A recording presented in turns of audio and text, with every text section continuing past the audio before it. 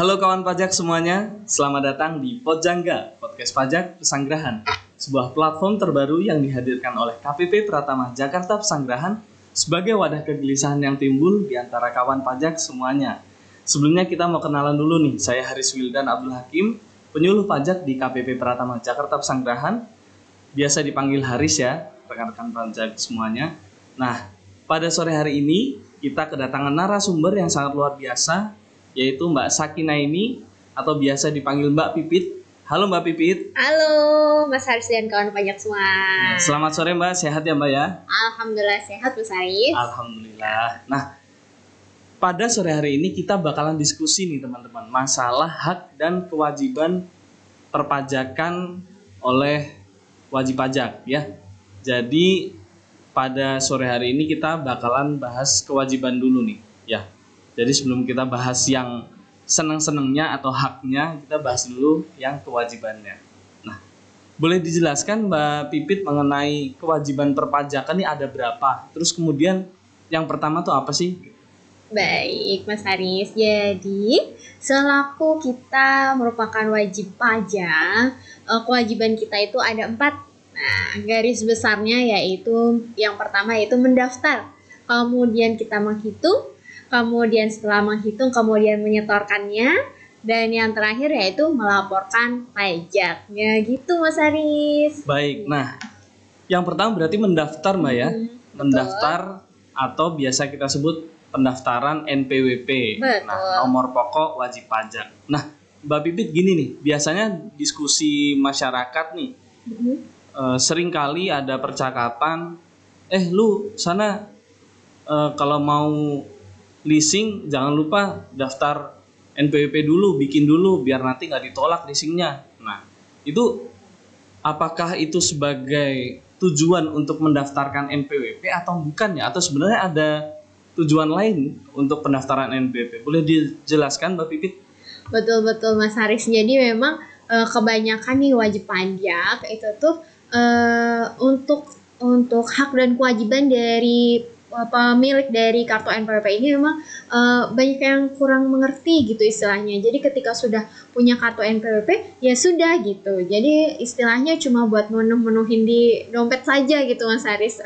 Dan yang kebanyakan itu wajib pajak itu justru ketika sudah punya kartu NPWP tidak melakukan hak dan kewajibannya. Dan kemudian kalau misalnya wajib pajak mungkin istilahnya sudah memiliki kartu NPWP untuk pembentukan rekening atau untuk pinjaman di bank dan sebagainya, itu nanti untuk kewajiban perpajakannya, kemudian haknya mereka cenderung acuh tak acuh gitu Mas Haris. Nah, oleh karenanya kita ada Pojangga ini Mas Haris. Nah, kalau untuk alasannya terkait pembuatan NPWP itu sih boleh-boleh aja ya Mas Haris ya untuk pinjam di bank dan lain-lain. Nah, tapi jangan lupa hak dan kewajibannya gitu kawan pajak sekalian. Nanti kalau misalnya kawan pajak sudah punya kartu NPWP-nya, nanti ada hak dan kewajiban yang melekat atas kepemilikan NPWP itu. Atas wajib pajak sudah jadi istilahnya masyarakat atau kawan pajak sudah menjadi wajib pajak terdaftar. Jadi ada hak dan kewajiban tersendiri. Contohnya nih kayak misal kawan pajak nih kalau misal udah punya SIM ya. Nah, nanti kalau sudah punya SIM, kawan pajak kan ada hak dan kewajibannya juga nih. Kalau misal kawan pajak udah punya SIM, nanti haknya yaitu kawan pajak sudah bisa mengendarai kendaraan bermotor sesuai dengan SIM yang terdaftar. Nah, kalau misalnya untuk kewajibannya tersendiri tentu saja untuk mematuhi rambu-rambu lalu lintas gitu. Jadi kalau misalnya kawan pajak sudah punya NPWP, nanti diibaratkan seperti SIM, jadi ada hak dan kewajibannya gitu Mas Haris. Oh gitu ya, jadi pada intinya nih teman-teman, tadi kita bahas kewajiban pertama yaitu pendaftaran. Jadi boleh aja sih daftar untuk ngelamar kerja ataupun untuk leasing, tapi sebenarnya ada tujuan tertentu, yaitu ketika mereka sudah memenuhi kewajiban subjektif dan objektif, yaitu punya penghasilan. Nah, boleh dijelaskan nggak Mbak Pipit mengenai kapan sih wajib pajak harus mendaftarkan diri? Baik Mas Haris, nah jadi kapan aja nih wajib pajak wajib mendaftarkan diri. Nah, nanti untuk wajib pajak tersendiri itu nanti ada beberapa jenisnya kalau di dunia perpajakan gitu ya Mas Haris ya istilahnya.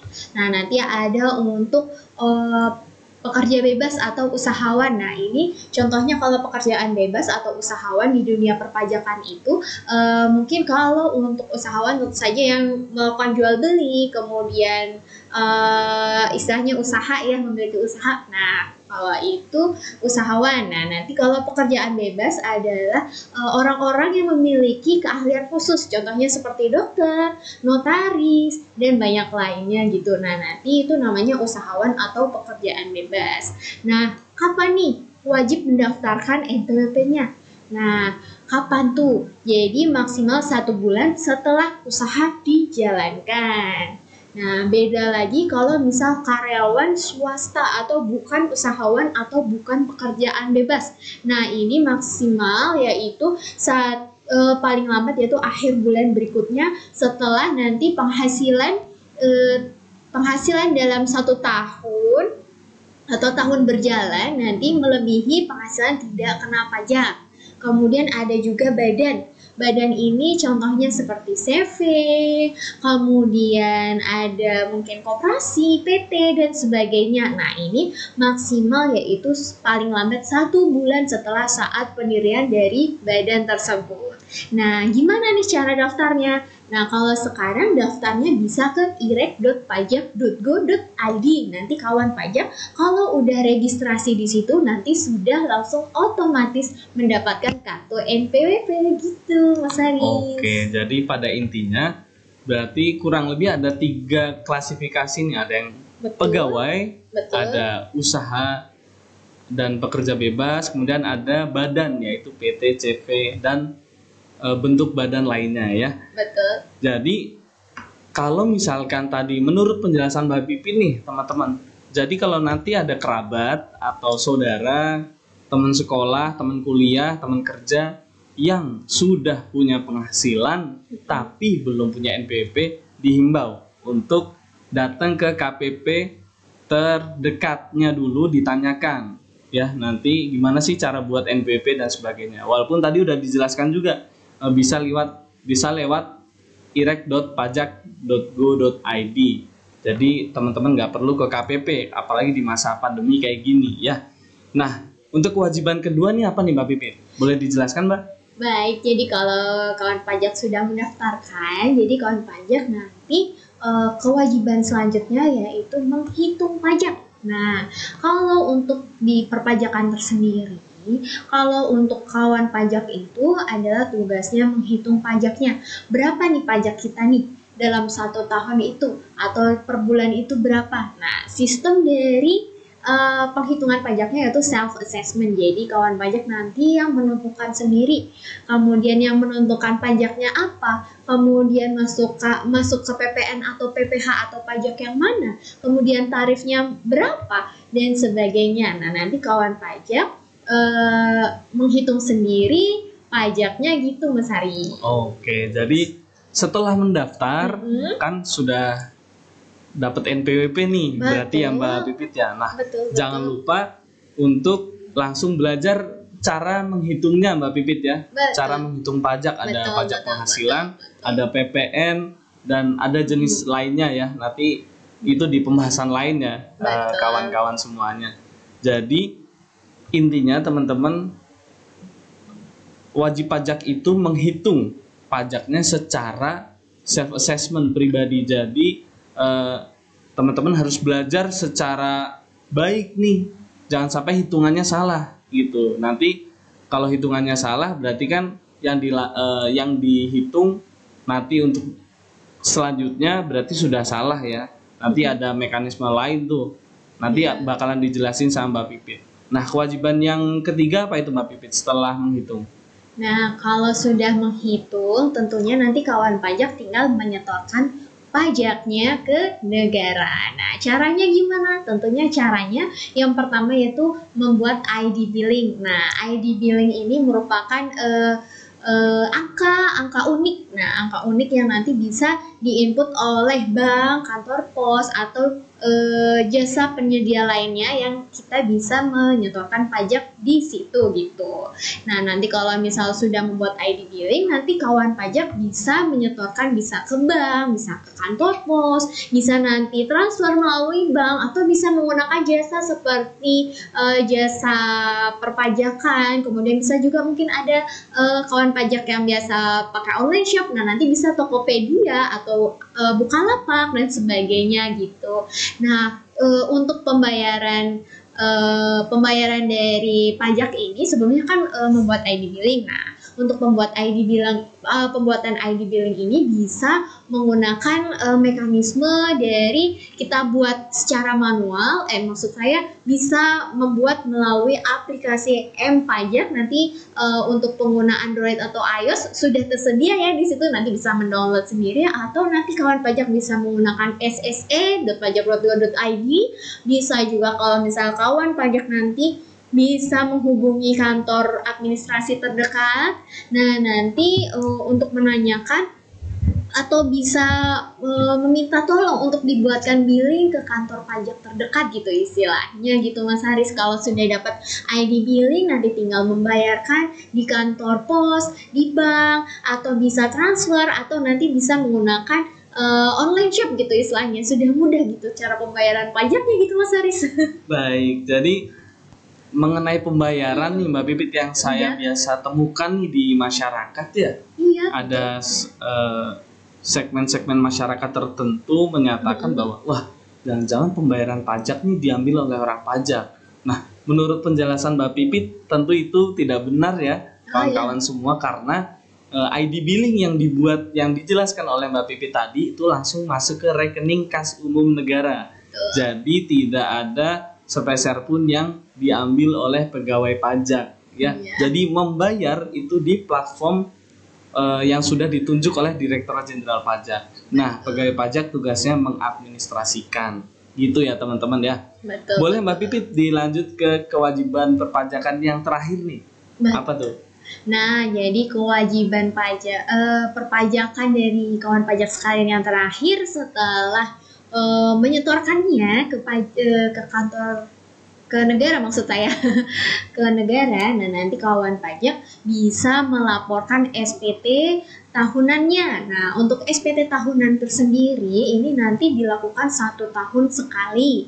Nah, ada juga nanti ada SPT masa Mas Haris dan kawan pajak sekalian. Nah, kalau SPT masa ini nanti dilakukan per bulan atau sesuai dengan masa yang dituju gitu istilahnya. Kalau misalnya nanti kawan pajak, nanti SPT masa sendiri ada macam-macam. Nah, nanti ada yang memang wajib dilaporkan per bulan, dan kemudian mungkin ada juga yang kalau misal dilaporkan kalau misal ada transaksi saja. Nah, nanti bisa dibahas di kelas pajak atau bisa di session-session berikutnya gitu Mas Haris. Iya, jangan sekarang Mbak, nanti kan malah jadi lama kita podcastnya ya. Betul iya. Jadi untuk laporan tahunan ya. Jadi kalau untuk laporan tahunan sendiri nanti kawan pajak bisa melaporkan SPT tahunannya setiap tahun sekali. Nah, kapan nih? Nah, nanti kalau untuk kawan pajak yang untuk periode pembukuan atau pencatatannya sesuai dengan kalender, nah nanti maksimal yaitu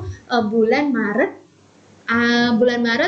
tahun berikutnya. Kalau misal untuk pelaporan tahun pajak 2021 nanti maksimal pelaporannya yaitu tanggal 31 Maret 2022 gitu contohnya. Nah, kalau misalnya kawan pajak mungkin untuk periode pembukuan atau pencatatannya tidak sesuai dengan kalender, nah nanti kawan pajak bisa melaporkannya maksimal yaitu 3 bulan setelah tahun pajak berakhir. Ini untuk orang pribadi. Nah, kalau untuk badan beda lagi. Jadi maksimal 4 bulan setelah tahun pajak itu berakhir gitu. Nah, untuk SPT tahunan sendiri ada macam-macam jenisnya. Jadi ada 1770, 1770S, kemudian 1770 SS, dan kemudian ada 1771. Nah, itu untuk siapa aja nih? Nah, kalau 1771 ini untuk badan. Jadi kalau misal kawan pajak ada badan, misal memiliki badan seperti PT, CV dan lainnya, nanti melaporkannya di 1771 Bu. Nanti dilampirkan juga laporan keuangannya. Nah, kalau misal kawan pajak bekerja sebagai usahawan atau pekerjaan bebas, nah nanti dilaporkan SPT tahunannya di 1770. Sementara kalau untuk yang 1770S, nah itu singkatannya 1770 sederhana. Nah, ini untuk karyawan atau wajib pajak yang memiliki penghasilan di atas 60 juta dan bukan merupakan usahawan atau bukan merupakan pekerja bebas gitu. Dan kalau untuk 1770 SS ini untuk penghasilan bruto yang di bawah 60 juta, nanti kawan pajak bisa menggunakan SPT yang ini. Dan yang perlu digarisbawahi, ini merupakan bukan usahawan dan bukan pekerja bebas gitu Mas Haris. Oke, baik. Jadi kawan pajak udah dengar semua ya, bahwa ada 4 nih kewajibannya, yaitu mendaftarkan diri apabila sudah memiliki penghasilan, kemudian menghitung pajaknya, ada pajak penghasilan, pajak pertambahan nilai, dan pajak lainnya. Kemudian ada membayar, yaitu ketika sudah dihitung, kemudian disetorkan ke kas negara. Kemudian yang terakhir adalah mengadministrasikan melalui pelaporan SPT tahunan. Ya, ada SPT tahunan orang pribadi dan SPT tahunan badan. Jadi ada perbedaan ya teman-teman formulirnya. Jangan sampai salah pengisiannya ya. Karena kalau misalkan zaman dulu, kalau misalkan teman-teman nggak tahu, pasti nanti misalkan nggak tahu jenisnya nih, ternyata teman-teman harusnya masuknya 1770, tapi malah mengisi 1770S. Tapi kalau sekarang sudah ada penjagaan di djponline.pajak.go.id, ketika teman-teman masuk punya akun di sana, kemudian emang itu akun NPWP badan, maka nanti ketika teman-teman pilih secara otomatis sudah terpilih SPT dengan formulir 1771. Jadi sangat memudahkan untuk zaman sekarang gitu ya Mbak Pipit ya. Betul, ini kalau misal online ya Mas Haris ya. Iya, kalau online ya. Jangan sampai teman-teman nggak paham nih online, karena zaman sekarang pandemi, keluar agak berisiko. Seharusnya teman-teman juga mulai belajar nih tentang kewajiban pajak yang dilakukan secara online semuanya. Daftarnya online, ngitungnya apalagi, bayarnya bisa online, dan lapornya juga online. Nah, ketika kewajibannya ada yang tidak terlaksana nih Mbak Pipit, misalkan terlupa, terlewat, ataupun mohon maaf ini ada yang sengaja tidak melaporkan misalkan. Nah, kira-kira ada sanksi ataupun denda nggak ya? Betul Mas Haris. Nah, jadi tentunya kayak misal polisi. Nah, kalau misalnya ada yang bandel-bandel, tentunya nanti dapat sanksi ya. Nah, sama kalau misalnya kawan pajak mungkin bandel nih terkait perpajakannya. Nah, nanti Direktorat Jenderal Pajak sudah mempersiapkan hadiahnya. Hadiahnya apa aja nih? Sanksi administrasi berupa kenaikan, bisa denda, bisa juga sanksi pidana Mas Haris gitu. Jadi kita harus hati-hati ya Mas Haris ya terkait perpajakan ini gitu. Dan juga nih contohnya kalau misalnya kawan pajak telat lapor SPT atau memang sengaja nggak mau lapor SPT, nah nanti bisa kena sanksi administrasi. Kalau misalnya kawan pajak punya PT nih, kalau misal memang sengaja untuk nggak lapor SPT atau terlambat, nanti bisa dikenakan sanksi administrasi sebesar 1 juta. Contohnya seperti itu sih Mas Haris gitu. Oke, baik. Nanti kalau untuk rinciannya teman-teman bisa tanyakan lagi ya di platform yang nanti bakalan kita sampaikan di akhir podcast kita nih. Nah, tadi Mbak Pipit udah ngebantu kita semua untuk memahami apa itu kewajiban perpajakan dan konsekuensinya. Nah, kira-kira ada nggak sih Mbak Pipit mengenai hak-hak yang dimiliki wajib pajak ketika menjalankan kewajibannya? Gitu. Boleh dijelaskan sedikit-sedikit aja Mbak Pipit? Oh baik Mas Haris, tentunya kalau tadi ada kewajiban, ada juga hak yang dimiliki oleh kawan pajak semua. Nah nanti kalau misal kawan pajak istilahnya menjalankan kewajiban, nanti ada juga haknya gitu. Nah haknya apa aja? Yang pertama yaitu hak atas kelebihan pembayaran pajak. Nah ini kalau misal kawan pajak mungkin kelebihan setor atau kelebihan bayar. Nah nanti atas kelebihan setor atau kelebihan bayar ini bisa diajukan pengembalian. Nah nanti tentunya bisa menggunakan prosedur tertentu. Boleh Mbak ya berarti ya? Boleh tentu Oh, saja Mas oke. Haris. Kalau lebih nanti bisa diajukan pengembalian. Itu kan hak dari kita ya. Tapi kalau kurang harus ditambah juga ya Mbak Oh Bibit ya ya tentu berarti. saja gitu Mas Haris. Oke. Selanjutnya apa itu Mbak Bibit? Kemudian ada hak kerahasiaan bagi wajib pajak. Nah, berhubung wajib pajak ketika mendaftarkan di irek.pajak.go.id itu kan menyerahkan identitas gitu ya Mas Haris ya.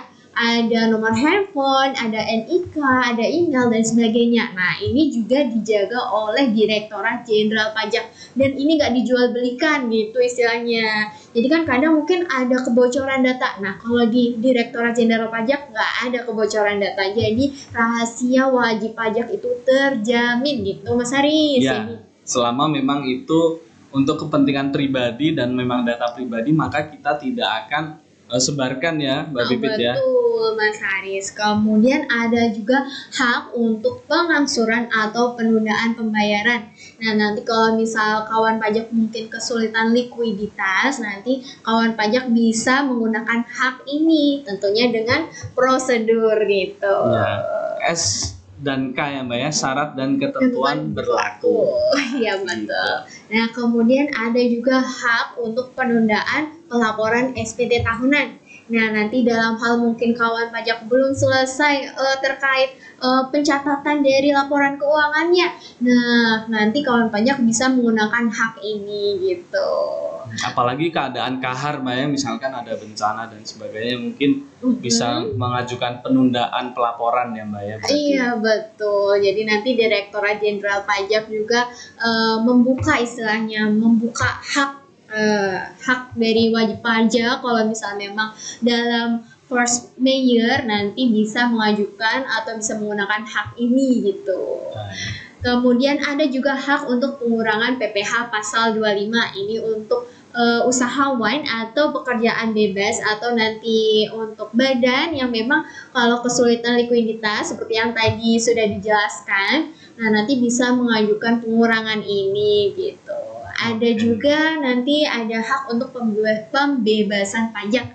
Nah, nanti pembebasan seperti apa? Contohnya mungkin kalau misal kawan pajak mendapatkan warisan, nah nanti bisa mengajukan surat keterangan bebas. Nanti kawan pajak udah nggak perlu bayar PPh pasal 4 ayat 2. Nah, nanti bisa mengajukan SKB ini gitu Mas Haris. Jadi ada yang namanya hak atas pembebasan pajak gitu. Contohnya seperti itu sih.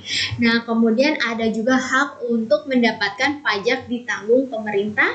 Ada juga hak untuk mendapatkan insentif perpajakan. Nah, ini yang lagi ini. Nah, ada namanya insentif COVID-19. Nah, atas insentif ini nanti kawan pajak juga bisa memanfaatkan hak untuk mendapatkan insentif perpajakan. Ini nanti bisa dibaca di PMK nomor 82 ya Mas Haris ya? Iya, dan kita juga pernah ngonten juga kan Mbak di Instagram Live ya mengenai insentif PMK 82 tahun 2021. Boleh langsung dicek di Instagram kita. Nanti kita kasih deh di segmen terakhir. Baik, kemudian setelah ada insentif, kawan pajak juga bisa melakukan pembetulan SPT. Nah, nanti dalam hal nanti mungkin kawan pajak sudah melaporkan SPT tahunannya, tapi kemudian dalam perhitungan SPT-nya mungkin ada kesalahan, kemudian ingin membetulkannya, nanti kawan pajak juga bisa melakukan hal tersebut. Jadi nanti kawan pajak bisa membetulkan SPT tahunannya atau SPT masanya gitu. Kalaupun misal mungkin di SPT tahunannya ada kurang catat dari hartanya nih, nanti kawan pajak bisa melakukan pembetulan. Dan yang terakhir yaitu kawan pajak bisa mengajukan hak untuk mengajukan keberatan banding dan peninjauan kembali dalam hal nanti mungkin kawan pajak mendapat surat cinta dari Direktorat Jenderal Pajak nih. Mungkin dapat SKPKB, kemudian SKPLB dan lainnya. Nah, nanti mungkin dalam perhitungan nih, kayaknya saya nih bayarnya nggak segini deh seharusnya, kayaknya nih saya sudah setor segini deh. Intinya beda ya Mbak ya hasilnya. Iya, betul. Kalau misalnya kawan pajak mungkin nggak sesuai nih dalam perhitungannya, nanti kawan pajak bisa mengajukan keberatan, banding atau peninjauan kembali. Nah, kalau ini nanti bisa diakses di djponline.pajak.go.id dengan memanfaatkan fitur e-objection. Mas Haris, udah gampang nih sekarang, semakin gampang nih, udah bisa bayar secara online, bisa lapor secara online, bisa mengajukan keberatan, banding dan peninjauan kembali secara online. Luar biasa ya Mas Haris ya. Haknya pun ada secara online ya Mbak ya. Betul Mas Haris. Baik, ini tadi udah disebutkan 10 hak dari wajib pajak nih. Mungkin masih banyak lagi, cuma nanti kita bahas di segmen-segmen lain nih mengenai detailnya ya. Jadi intinya teman-teman, kita warga negara Indonesia punya kewajiban untuk berkontribusi melalui pembayaran pajak. Namun di samping itu juga ada hak yang diberikan oleh negara, oleh pemerintah kepada warga negaranya mengenai pelaksanaan kewajiban perpajakannya. Jadi tetap ada kontrolnya. Ketika teman-teman nggak setuju seperti tadi ya, hitungannya berbeda dari petugas pajak dengan wajib pajak, bisa diajukan keberatan, banding, dan peninjauan kembali. Oke, terima kasih Mbak Pipit nih, luar biasa ya. Sore hari ini kita sudah membahas mengenai kewajiban pajak ada 4, kemudian konsekuensi, sanksi maupun denda, serta hak dari wajib pajak ada 10 gitu. Jadi semoga ini mencerahkan kawan pajak semuanya yang ada di rumah, yang lagi nonton melalui YouTube nantinya maupun melalui Spotify ya.